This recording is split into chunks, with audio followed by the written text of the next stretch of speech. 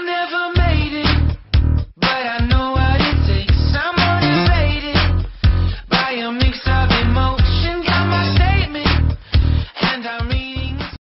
자, 오늘은 중국 역사상 가장 유명한 사람의 뒷이야기에 대해서 좀 합시다. 중국에서 가장 역사상 유명한 사람은 누구죠? 뭐 공자 말고 또 있습니까? 오늘은 이제 공자의 이야기인데, 공자에 대해서는 모르는 사람이 아무도 없죠. 심지어 공자에 대해서는 그 제자들에 대해서도 많이 알려져 있는데, 사실 공자의 부인이 누군가에 대해서는 알려진 게 별로 없어요. 그래서 오늘은 공자 부인에 대한 이야기를 좀 하고, 공자 부인에 대한 이야기 하기 전에 간단하게 그 공자의 신분은 어땠을까? 과연 공자는 적자인가 서자인가? 뭐 그 이야기부터 먼저 하고 그 다음에 공자 부인에 대한 이야기를 이렇게 할게요. 공자가 서자인가 적자인가 이야기는 공자의 어머니가 정식 처인가 아니면 첩인가 이야기입니다. 근데 공자 탄생에 관련된 이야기에 있어서 사마천 사기에는 공자 출생을 야합이라고 기술하고 있어요. 한마디로 말해서 공자라는 사람이 탄생한 과정은 좀 비정상이었다라는 얘기겠죠. 공자의 아버지는 우리가 흔히 숭냥흐리라고 합니다. 원래 이름은 공흘, 이름은 외자죠. 공흘인데 자가 숭냥입니다. 그래서 우리는 흔히 숭냥흐리라고 부르죠. 그리고 공자의 어머니는 안징제라고 합니다. 사마천 사기에서는 안징제와 숭냥을의 결혼을 뭔가 비합리적인 불합리한 결혼이었다라고 이야기하고 있는데, 사실 야합이라는 이야기는 뭐냐? 공자는 어쩌면 서자거나 아니면 사생아 같다라는 것이죠. 그런데 공자 가화에는 사기와는 다르게 기록되어 있는 부분이 있습니다. 당시 공자와 안징제의 결혼이 공자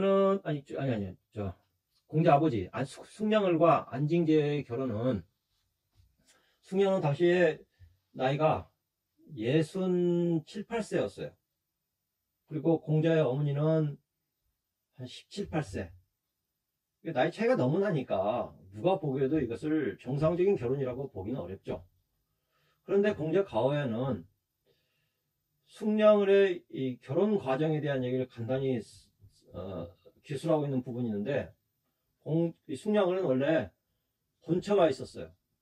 성이 시씨라고는 시씨 여성과 결혼해가지고 딸을 9을 뒀다고 합니다.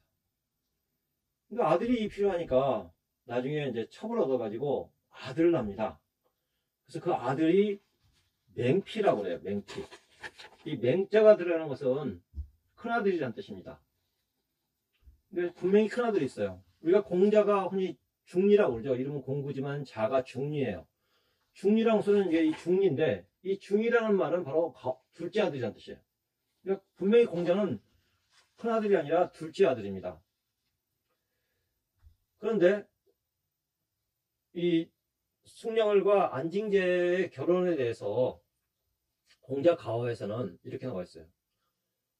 숭냥을이 안징제에게 정식으로 구혼을 했고, 나중에 안징제의 아버지의 허락을 받아서 정식으로 혼인했다라고 나와 있어요. 그 이야기는 뭐냐? 숭냥을과 안징제는 정식 부인이라는 이야기죠. 즉 안징제는 후처지 결코 첩이나 그런 것이 아니라는 거죠. 그렇다면 공자는 후처에서 태어난 적자이면 틀림없어요. 그러니까 공자 가화는 바로 공자가 적자라는 것을 갖다가 강조하고 있는 것이죠. 그런데 이러한 것을 뭔가 증명해주는 정황들이 몇 가지 있습니다. 얘기 단궁에 보면 공자가 나중에 자신의 어머니와 아버지를 합장했다는 기록이 있습니다. 그러니까 아버지와 어머니가 합장시켰다는 소리는 사실 뭐냐?